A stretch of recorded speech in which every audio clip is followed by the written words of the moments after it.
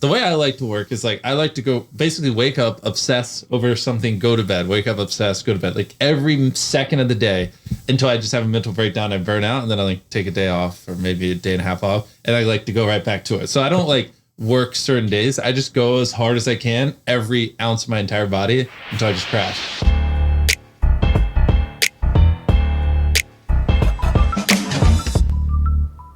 All right, in this episode, we are going to talk about... 1 second. Look, we got to let the guy, MrBeast, actually do the intro. Oh. Guys, in this, we're going to teach you how to make a fucking $1 million. If you don't have $1 million, we're going to show you in this podcast. All right, that was way better than us. Yeah, that's right. MrBeast, the biggest YouTuber in the world, joined us on My First Million.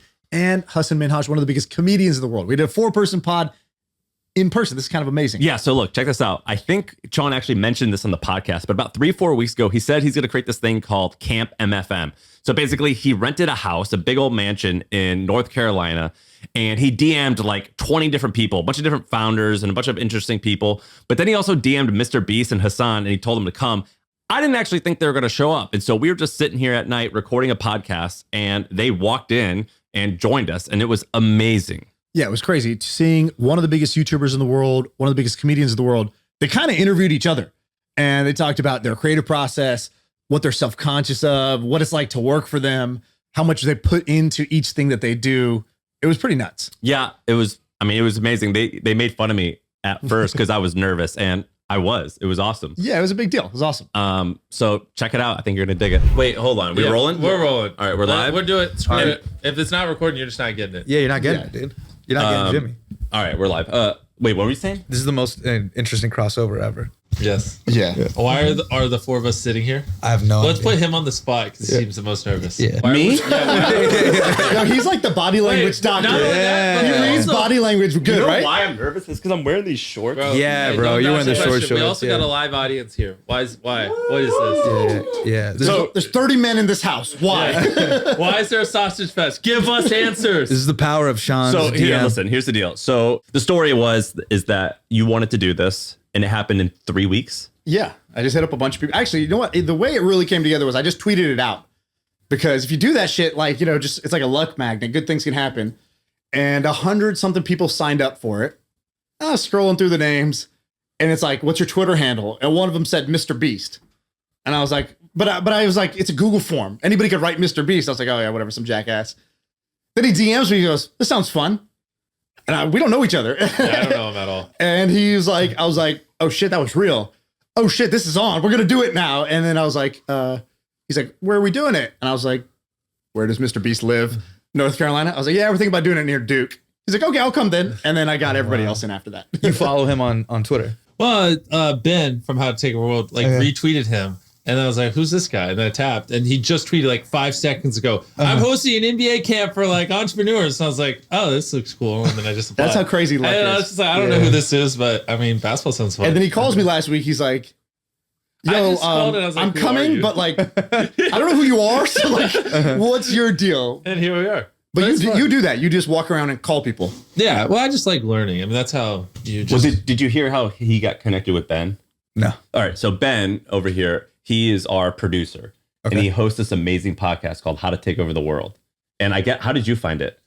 Bro, this is gonna get so many levels. Someone deep. put him onto it. No one has any idea what we're even talking about. No, they anymore. do, because- but Cliff, who's sitting there, told me to listen to How to Take Over the World. So I listened to it. Who retweeted his tweet about the camp, and here I am. So You know what's funny, by the way? your story. He's like, yo, this is dog shit content. Because on YouTube, you had to be on point. Like in the first 10 seconds, Oh, you needed to like Right. grip people. He's like, this is their podcast. I've They already just- gone over 20 ways we could optimize this better in my head. What are they? All right, what would they be? Let's go. Already 20 Well, I mean, ways. Well, that's what this Yes. podcast is. It's a brainstorm. We've So already switched topics like 5 times, and we didn't really hit them with like a hard one at the start. Like, what would have been better if it's like, I don't know, like we told some crazy story or something, like to hook them, or like That's I the don't know, beauty or of editing. intro him, or me, for the ones who don't know. So then like they're like, oh, now I know I should have listened. Like, all right, or host what- the podcast for a second. or So do what our value 10 we're second gonna- intro. Guys, in this, we're going to teach you how to make a fucking $1 million.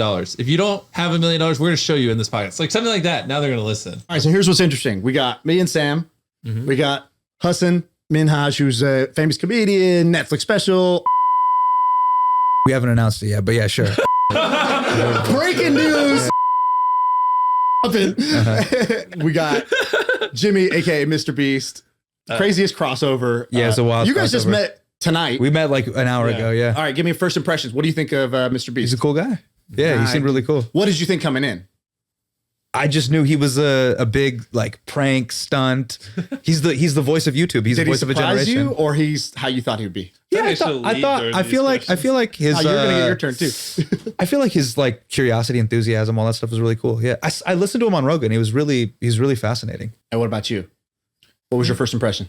I mean, kind of the same thing. Like it was. I mean, you were just easy to talk to, which I think was very nice. Like we were talking for like an hour. Yo, Shaan just turned this into Indian matchmaking so fast. You're like, what did you think? What did you hold hands? Hold hands. Just hold. Look, you see that ring on his finger? He's taken. Yeah, I'm taking that. Dude, he said something really interesting to me earlier. You and I were shooting the shit. Oh God, what is it? And we were talking about business. I think you said Elon Musk is like, I don't know if you said hero, but you're like, I think he's like the pinnacle of entrepreneurship. Entrepreneurship, yeah. Sure. And I was like, well, what's going to be your SpaceX or what's going to be your like big rocket thing, you know? And you said, well, Elon had Zip2 when he was around my age. So Zip2 was like his peer sharing service that he sold and he made like $20 or $30 million. Yeah. And then he took that and he did PayPal and then whatever else he did.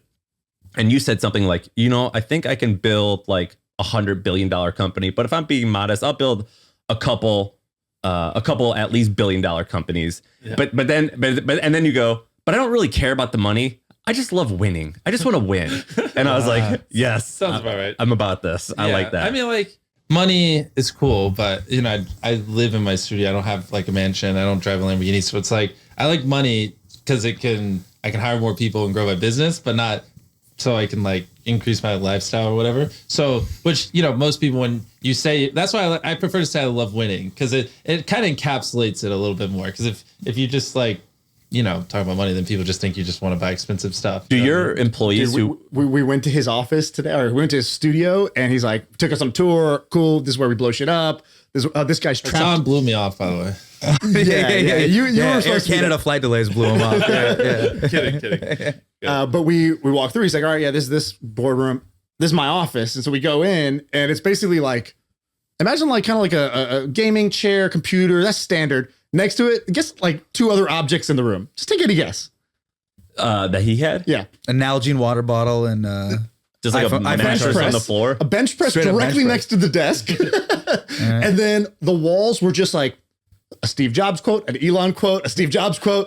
And then there's like a timeline like, at this age, Steve Jobs was here. At this age, holy shit. You're motivated by that shit. Stay ahead of it. Also, some of those Elon quotes aren't even real. I love to just put fake Elon quotes. So if people read it to see if they're like, oh, that's inspiring, or just completely made up. Well, they're not that insightful. One was just the one right in front of your desk goes, work super hard. Elon Musk. No, that's one of the real ones. But I have my assistant like trying to find the dumbest things Elon's ever publicly said, so I can put mixed with all the real quotes just to see if people believe him or not. Were you good at school?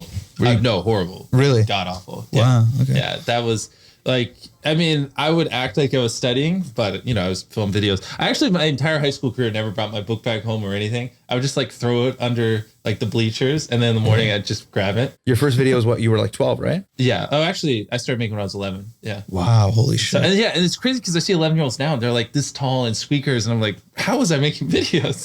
This kid looks. Is your first video still live?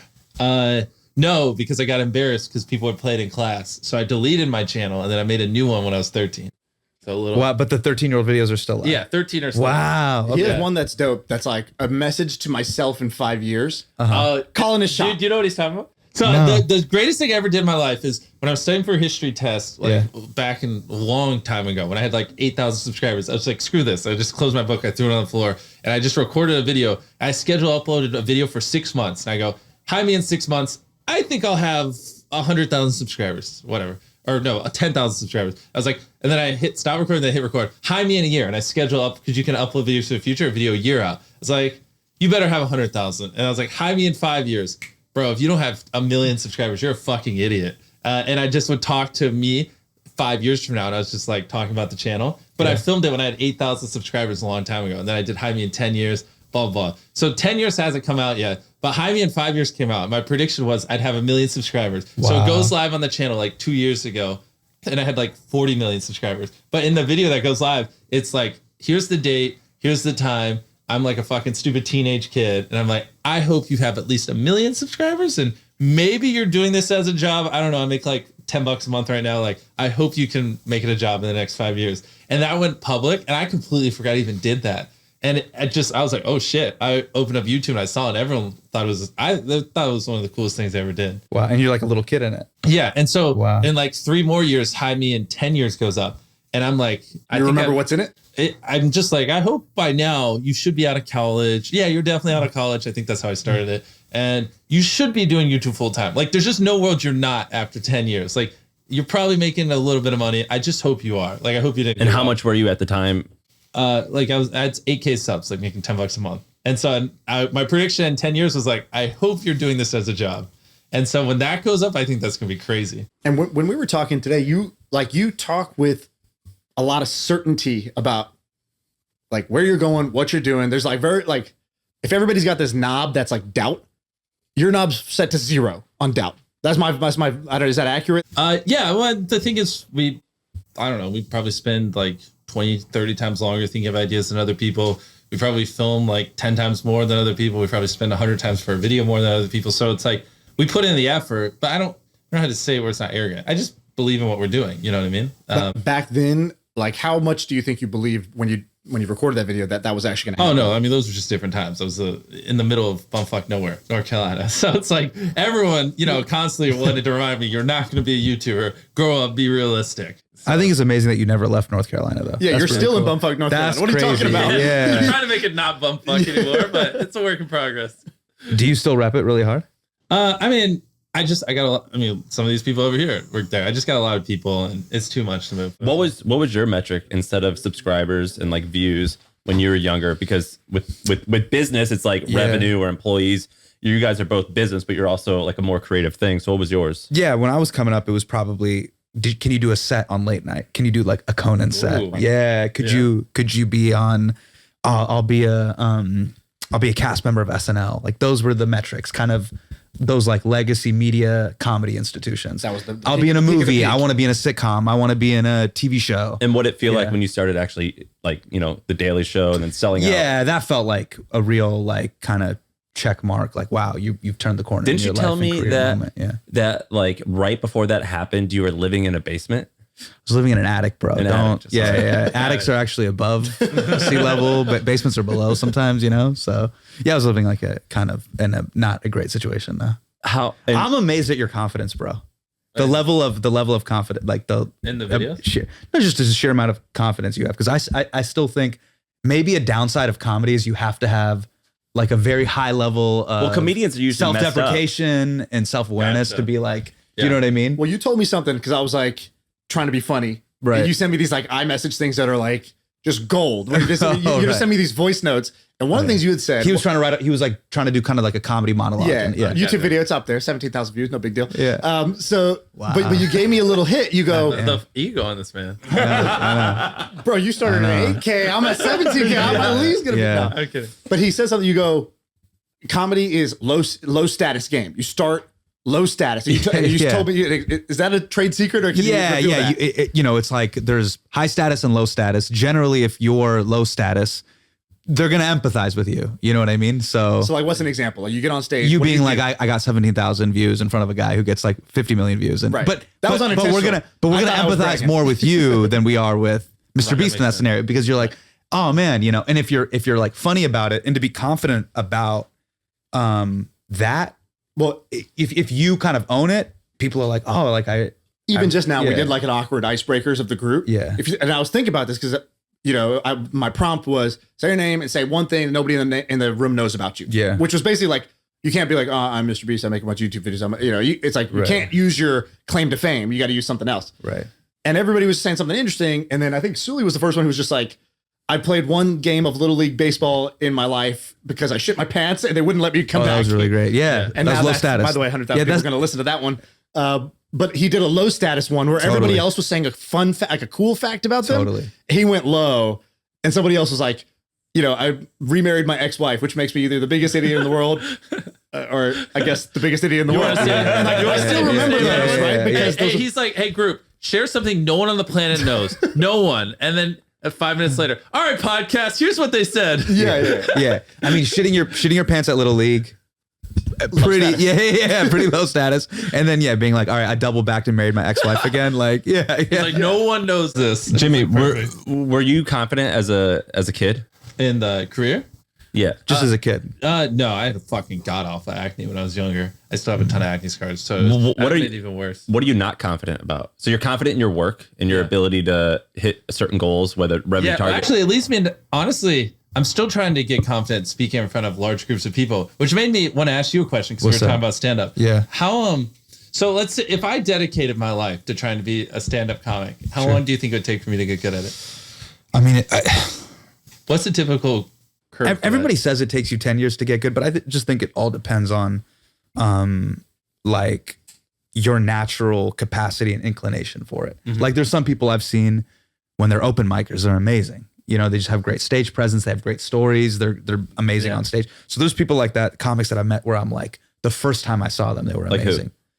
Gerard Carmichael was like that. He was incredible. He was just incredible. He was so comfortable. We would do open mics and he would just, everybody was turning left and he was just turning right. Like his vulnerability, his stage presence. People would do their set. He would do things where like, it'd be like a Conan showcase. And everyone would do their polished material. You're like, hey, what's up? I'm Hasan. And, you know, dating's hard. He would just get up and he would just off the dome, like kind of do a brand new set that night. And you could tell, you're like, oh, this is kind of crazy. So how long do you think it would take him to get good? That's like the question he just asked is like, how long would it take me to be as good as Ariana Grande at singing? You're like, how would I even? They're like, it's not a hack like. Or if you asked like a MMA fighter, like, how long would it take me to get as good as you? Like, it's oh, thank you. It's a. See, that's you put them in low status. You offered the two waters to me. Now I feel weird. No, I gotta put that on the side. No, I gotta put that on. No, dude, low status. I spent my whole life trying to be high status. You guys all got the water. Now I'm parched. That sounds now way I'm parched. easier. Yeah. I have to give MrBeast his water. You know what I mean? Jimmy, what are your you legacy media hack? And I gotta pour the water for him. And get the fuck out of here. Is your company ran like a normal company at all, or and what would your employees say about working with you? I mean, Tariq, you want to just come say it? Damn. I don't know. Yeah, Tariq, that's a Tariq question. That's a Tariq question. I don't know. Have you had like? How did you learn how to run a company? Did you have to hire someone? That's what's hard because like. Yeah, sure. He wants. Come on in. There's a couple questions. You take over. So the question was like, what's it like working with him? oh, it's great. I mean, it's always different. No, it really is. It's always, here's the thing. Here's the thing. No, here's the thing. We know it's great. Like you're fired. I'm fired. I'm already fired. I mean, like the house Tariq gonna answer that, but not. Well, listen. Tell us He pays the bills. Go ahead. Ask a better question. Let me ask you a better question. Yes. All right, so the better question is, what's the This fucking employers? Right what's here? the like extreme, either extreme good part or extreme bad part about working with him? We know it's overall extreme. Actually, I will say that right now. Tariq, For real.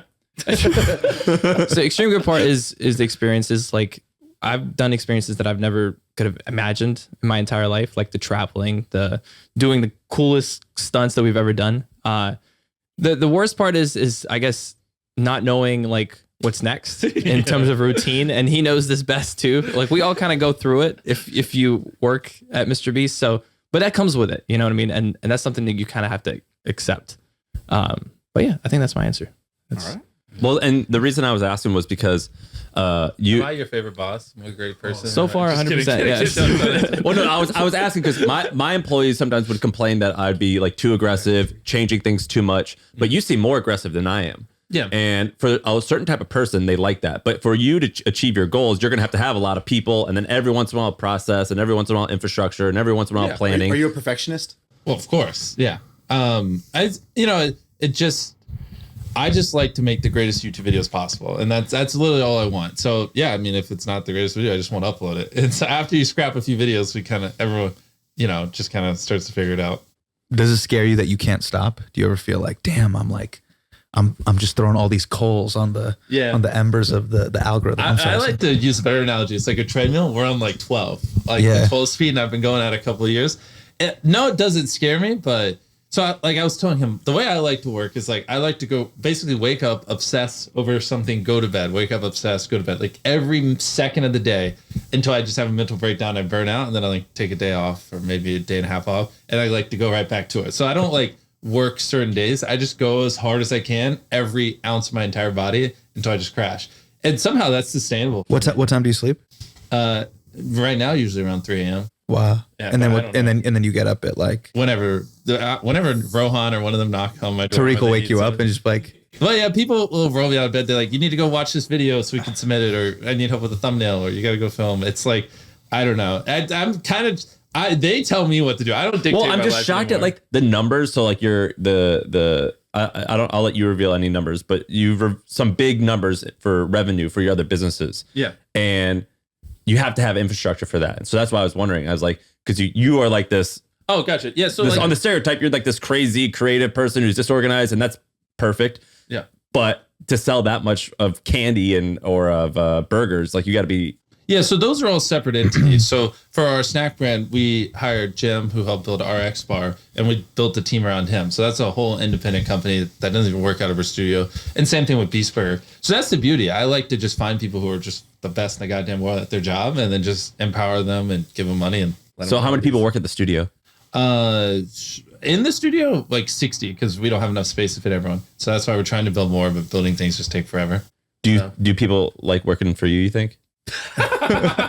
No, the reason I'm asking is like these like creative types. I'm like curious about depends, man. Because the goal is to make one of us like a big deal. Everyone is working for that. Whereas a lot of other companies, it's like, no, but there's like this. It's not necessarily that either. There's also certain projects where I'd be like, I'd love to learn from you. So there's been shows and movies that I've done, like The Morning Show. Like I've never done a sexy 1 hour drama. I want to learn from Reese Witherspoon. I want to learn from Jennifer Aniston. I want to learn from the show creators. Like, how do you do that? How do you shoot that? What's that lens? What are you doing that? Is that a 50? Is that a 75? How do you do that? How did you do that tracking shot? Why did you do that tracking shot? Let me see the script. Let me see the future script. There's all these things where I'm like, I just want to absorb. I just want to see how you do the whole thing.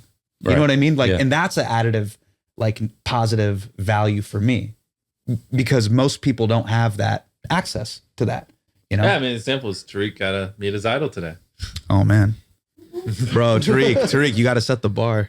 Yeah, we had told them that you were coming today to the thing, and like the look of disappointment when they saw I was the only brown guy there. They're like, that ain't Hassan. They're like, yo, Hassan's changed, bro. Hassan's I'm not trying to be funny on top of it, and they were like, what the fuck? The camera really does add 10 pounds, bro. Yeah. Oh, don't do that, bro. Don't do that. Don't do that. Dude, when we were at your office, so you have like a big Elon, Steve Jobs, like you admire these guys. That's why you like the How to Take Over the World podcast, because you like learning from them.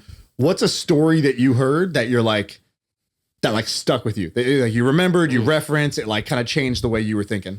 From those two in particular, I think the biggest thing is like that Steve became a billionaire from Pixar, you know, not even Apple. And so like the fact that he could go to this just not even hardware company, more creative storytelling company, and just kick ass and create films like Toy Story and all these other bangers, and just build that company up to whatever it was. Like then Disney buy it for $7 billion, and meanwhile Apple's just falling to the ground and about to go out of business, and they buy them back with Next, and all of a sudden rebounds. And basically the way they did it was just getting rid of 90% of products and just focusing on like 4 or 5. I mean, it just shows like the power that one individual had, even though both companies had, I don't know about Pixar, but Apple had thousands of employees and Pixar probably had at least hundreds.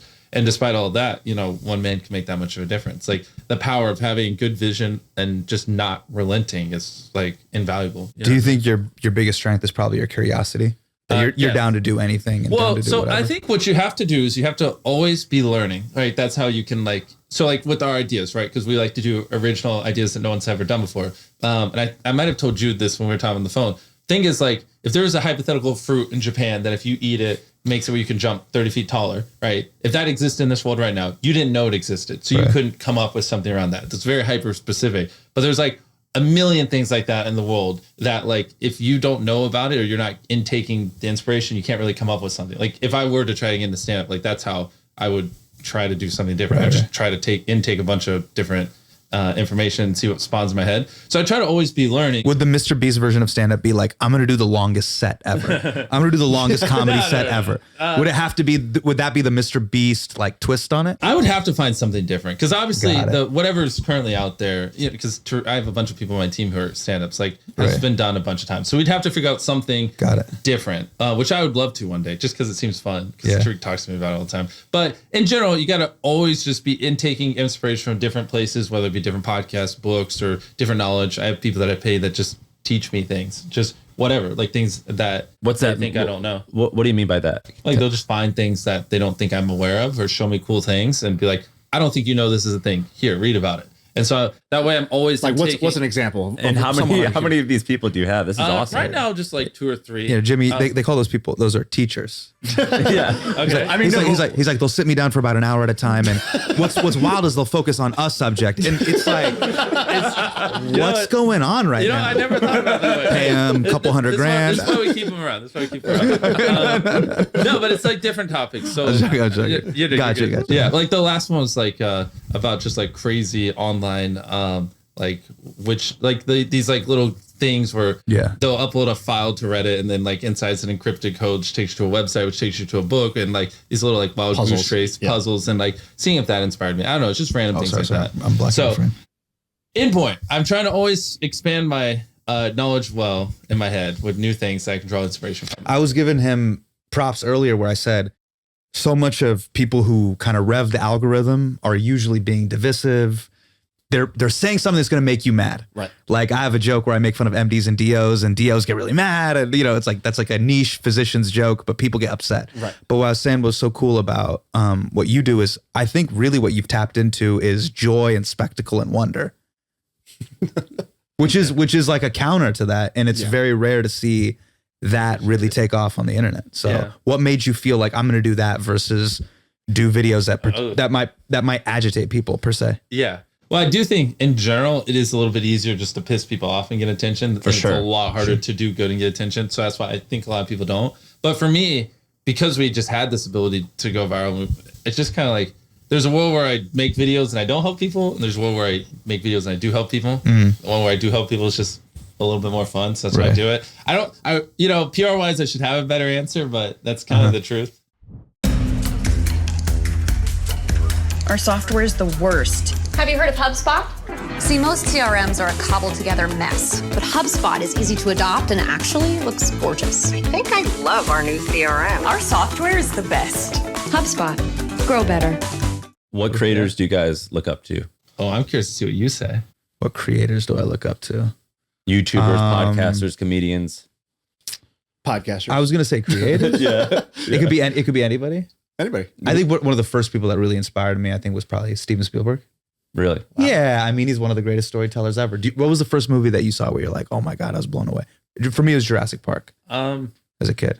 I only watched YouTube growing up. I've seen That's it. Movies. Yeah. I get made fun of all the time. What was the last movie that you watched? Well, I watched the Spider-Man 3 one but I never saw the earlier ones. Really? Yeah. Like you have no time for movies? No, it's not that time. I don't know. I need to. Like I need to go back and watch Star Wars and Harry Potter and all that stuff to get brought up on culture. But I was just like... you didn't see Squid Game. You just did the Squid Game remake. Squid Game, I watched it, before we did it. But like, I wouldn't count that as a movie. Like I watched a ton of anime, but movies. And weirdly enough, like growing up, I didn't listen to music or watch movies, so I was like so out of culture. Wow. It was brutal. Which is part of why I was an introvert. There's this Conor McGregor quote where they're like, he was on BBC or something. They're like, oh, it's a bigger appearance, not just niche UFC thing. Yeah. And they're like, what do you think about this team or this game? And he's like, that one you said, they're great. It was like Arsenal or something. He's like, Arsenal, and they're like, you don't know anything about Arsenal, right? He's like, I don't watch the news. He's like, I don't follow the news. I don't watch sports. I don't do anything. He goes, I have lost my mind to the game. He goes, I am obsessed with my game. I have lost my mind to it.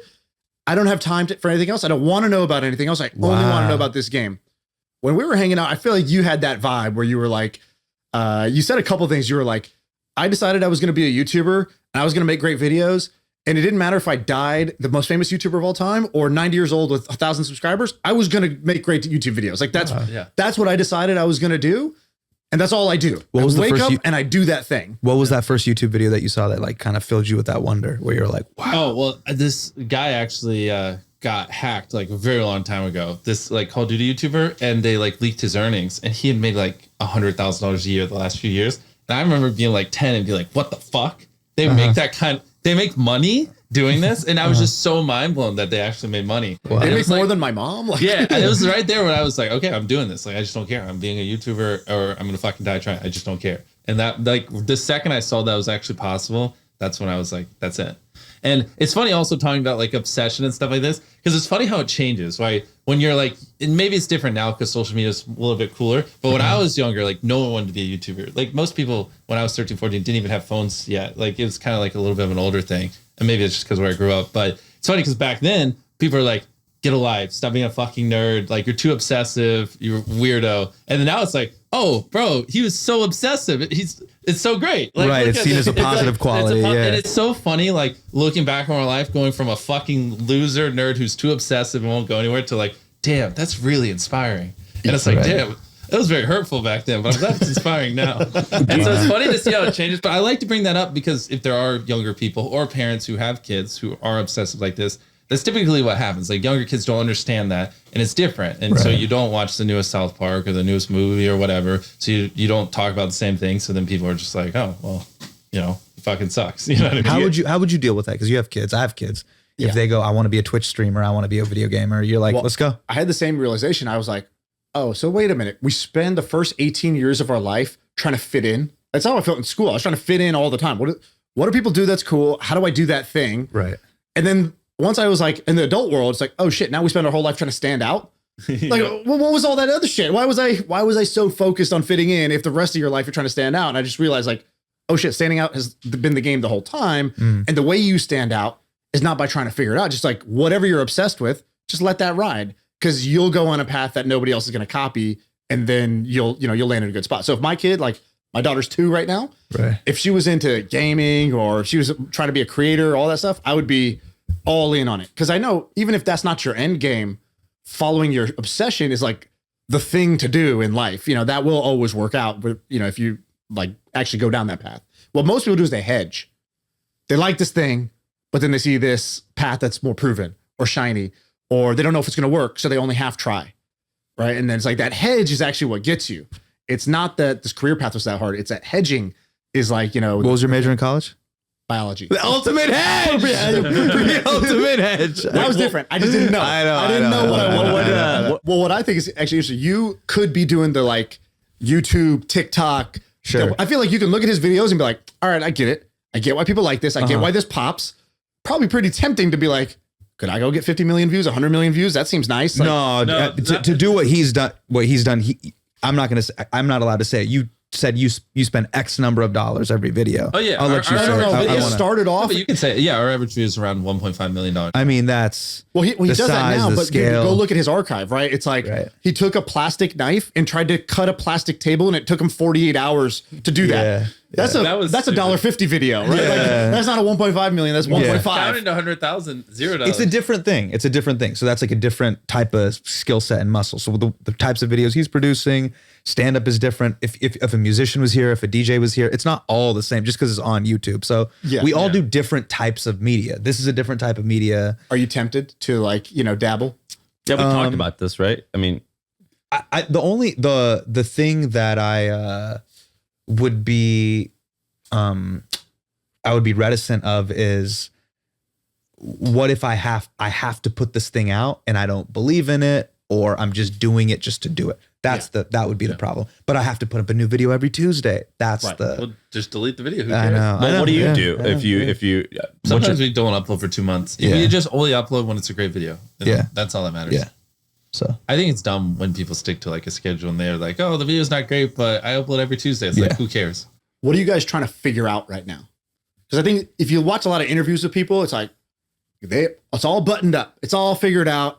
They're already successful. It's all working. And then the person who's watching these videos, typically somebody who doesn't have it all figured out. Right. And they're just sort of like, oh, that's different. Like, that'd be nice to have it all figured out. But the reality is nobody's got it all figured out, right? Like, we were in your office, the whiteboard's full because you're thinking of new, like, where are we going? What's not figured out? We got to figure it out. So what's on both y'all's plate of like, what are you still trying to figure out in your game? Well, I'll let you take it first.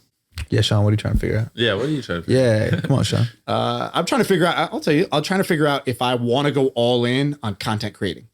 Wow. Like I basically built businesses. I have the most fun doing this, but I don't know if I had the most fun just because it's a hobby.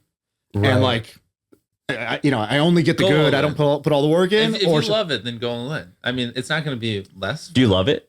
I love doing it the way we're doing it now. Yeah. If I was like him, obsessed every hour of every day, trying to be like, how are we going to grow this channel? I might not love it as much. Did you like doing the Twitter thing?